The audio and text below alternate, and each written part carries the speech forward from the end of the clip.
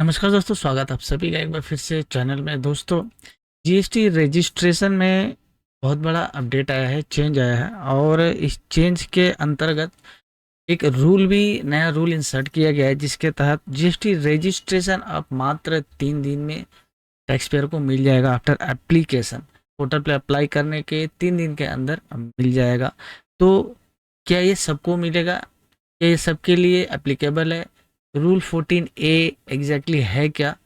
Detail में ये video होने वाला है, क्योंकि कन्फ्यूज़न दूर करना ज़रूरी है। बहुत से लोगों को कन्फ्यूज़न रहता है।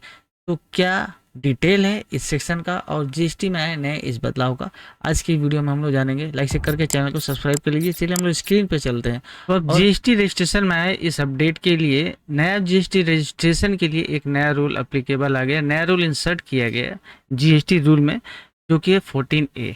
अब ये 14A क्या है? ये स्कीम एक है जो कि गवर्नमेंट ने छोटे टैक्स पेयर के हेल्प के लिए निकाली है।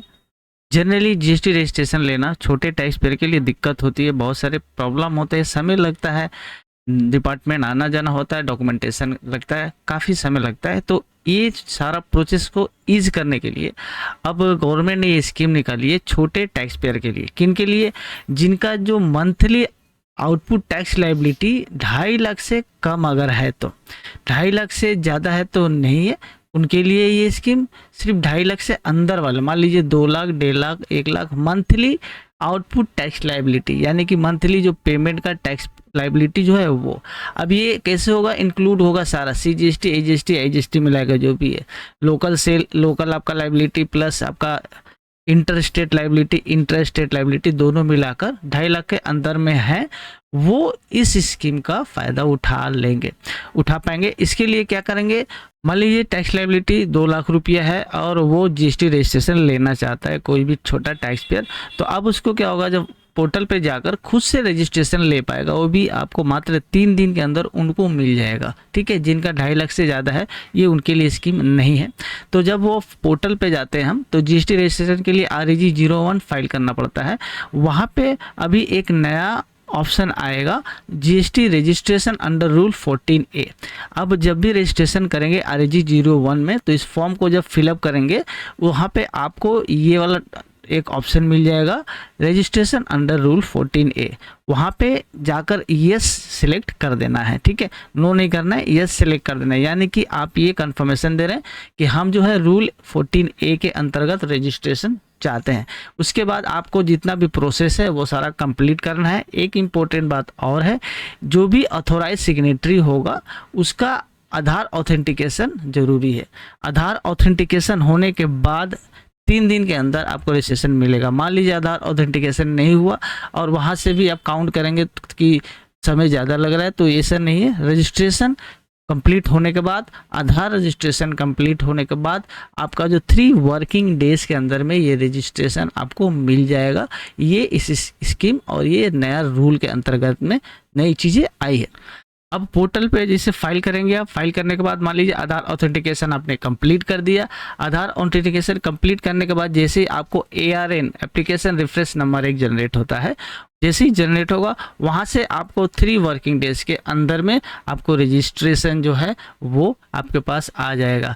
ये आपका कंडीशन है। ये आपका ये जो नया रूल 14A उसके अंतर्गत, ये स्कीम के अंतर्गत छोटे टैक्स पेयर इसका बेनिफिट उठा पाएंगे। अब मान लीजिए किसी ने रजिस्ट्रेशन लेने के बाद इस स्कीम के से ऑप्ट आउट करना चाहता है, विड्रॉ करना चाहता है, तो उसके लिए क्या नियम है?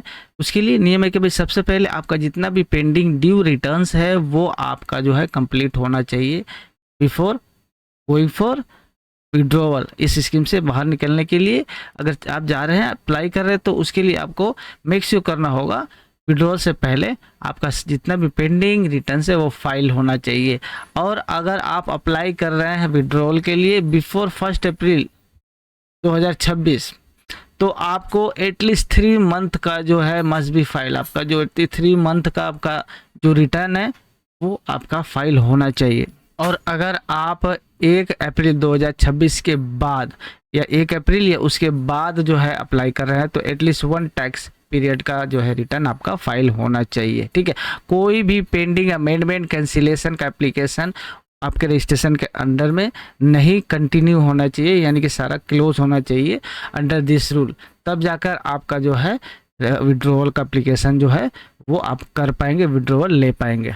एक एग्जांपल लेकर समझते हैं। मान लीजिए मिस्टर एक्स जिनका बिजनेस है, छोटा मोटा बिजनेस है, और वो अब सोच रहे हैं जीएसटी का रजिस्ट्रेशन लेने का। भाई उनका मंथली आउटपुट टैक्स लाइबिलिटी है 2 लाख रुपया, जो कि 2.5 लाख से वेल कम है। ठीक है, अब वो एप्लीकेशन फाइल करना चाह रहे हैं, पोर्टल पे फाइल कर रहे हैं, खुद ही फाइल कर रहे हैं।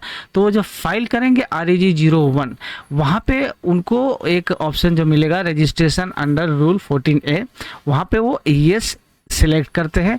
जैसे वो सिलेक्ट करते हैं उसके बाद आधार ऑथेंटिकेशन आता है, जैसे प्रोसेस होता है, मेल पर लिंक आता है। लिंक आने के बाद वहाँ से आधार का ऑथेंटिकेशन, कोई भी एक प्राइम ऑथोराइज सिग्नेटरी है और पार्टनर या फिर जो भी प्रमोटर है, किसी एक आदमी का ऑथेंटिकेशन कंप्लीट करने के बाद ही जैसे ARN जनरेट होता है उनका, और 3 वर्किंग डेज के अंदर में उनका रजिस्ट्रेशन जो है उनके पास आ जाता है अंडर दिस स्कीम। अभी कैंसिलेशन अगर मान लीजिए करना चाहते हैं कुछ महीने, कुछ समय बाद, फरवरी 2026 में उन्होंने सोचा कि भाई इस स्कीम से हमको बाहर निकलना है, तो उनके लिए क्या कंडीशन होगा, एटलीस्ट 3 मंथ का जो GST रिटर्न है वो कंप्लीट होना चाहिए, फाइल होना चाहिए, पेंडिंग नहीं होना चाहिए। क्योंकि अगर आपको 1 अप्रैल 2026 से पहले अप्लाई करते हैं विड्रॉल के लिए, तो आपको 3 महीने का जो रिटर्न है वो कंप्लीट करना जरूरी है, मैंडेटरी है। बाद में करते हैं तो 1 का, तो ये फरवरी 2026 में अगर मान लीजिए करना चाहते हैं तो उनका 3 महीने का जो है रिटर्न जो है कंप्लीट होना चाहिए। उसके बाद उनका GST का जो एप्लीकेशन है विड्रॉल का वो एक्सेप्ट हो जाएगा, वो ये जो एप्लीकेशन है फाइल कर पाएंगे। तो ये पूरा कहानी है जो नया 14A आया है रूल GST रजिस्ट्रेशन में। ये छोटे व्यापारी के लिए बहुत ही अच्छी बात है, अच्छा मूव है, अच्छा मूवमेंट आया है, ताकि छोटे व्यापारी जो अपना GST का रजिस्ट्रेशन जो पहले बहुत ही दिक्कत होती थी आसानी से ले पाए और जल्द से जल्द अपना GST का रजिस्ट्रेशन वो उनको मिल पाए। तो आशा करता हूँ दोस्त सारा कुछ ही आपको समझ में आ गया होगा। नया जो रूल आया है GST में, नया जो चेंज है रजिस्ट्रेशन को लेकर, वो अच्छी तरह से आपको क्लियर हो गई होगी। आपके मन में कोई भी डाउट, कोई सवाल है, आप कमेंट जरूर करिएगा। चलिए इस वीडियो को खत्म करते हैं, मिलते हैं ऐसे नेक्स्ट वीडियो में। वीडियो के साथ साथ चैनल के साथ बने रहिएगा, चैनल को सब्सक्राइब करना नहीं भूलिएगा और बेल आइकन को ऑल पर सेट कर लीजिए ताकि सारी वीडियो का नोटिफिकेशन आपके पास रेगुलर पहुँचते रहे। थैंक्स फॉर वॉचिंग, जय हिंद।